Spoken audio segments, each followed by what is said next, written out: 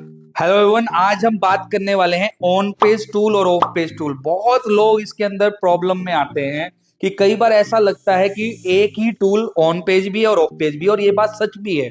Depending upon कि आप उस टूल को किस चीज के लिए यूज कर रहे हैं, तब आपको क्लियर होगा ये ऑन पेज टूल कौन से हैं और ऑफ पेज टूल कौन से हैं, और डेफिनेशन भी आपको क्लियर होगी ऑन पेज एसईओ और ऑफ पेज, जब आप बिल्डिंग के ऊपर, वेबसाइट के ऊपर काम कर रहे हैं और वेबसाइट के बाहर। अब टूल्स की बात करते हैं। फॉर एग्जांपल, आप एक कैनवा यूजर है और आप एक कैनवा में डिजाइन बना रहे हैं। अगर आपने वो कैनवा का डिजाइन बनाकर अपनी वेबसाइट पर यूज किया है, तो उस टाइम पे कैनवा कैसे रिएक्ट हो रहा है? ऑन पेज टूल के लिए। और अगर वही डिजाइन आपने बनाकर व्हाट्सएप पर रोटेट किया ताकि वहां पर देखकर ट्रैफिक आपकी वेबसाइट पर आए, तो वो एक ऑफ पेज के लिए काम आया। यस या नो?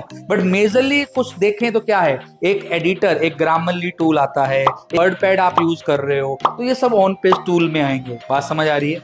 और उसी टाइम पीरियड पे जब अगर आप कोई चीज ऑफ पेज के लिए यूज करेंगे, like for example backlinks create के लिए कोई टूल यूज कर रहे हो, क्लियर है आपको, कोई गूगल एड्स के लिए ट्रैफिक यूज कर रहे हो, मेटा एड्स लगा रहे हो, मेटा टूल यूज कर रहे हो, all these are off page tool. तो जो भी टूल्स आपके बिल्डिंग के लिए काम आए, बिल्डिंग के अंदर काम करने के लिए यूज हो रहे हैं, वो सारे ऑन पेज टूल्स होंगे। और जो बिल्डिंग के आउटसाइड आप काम कर रहे हो, ट्रैफिक लाने के लिए, मेजरली ट्रैफिक लाने के लिए, वो सारे टूल्स किस में आएंगे?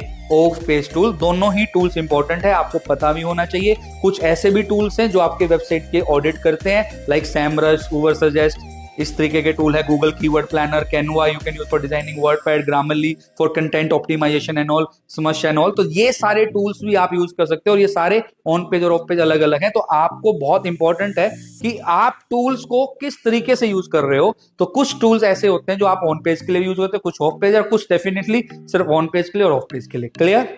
Thank you.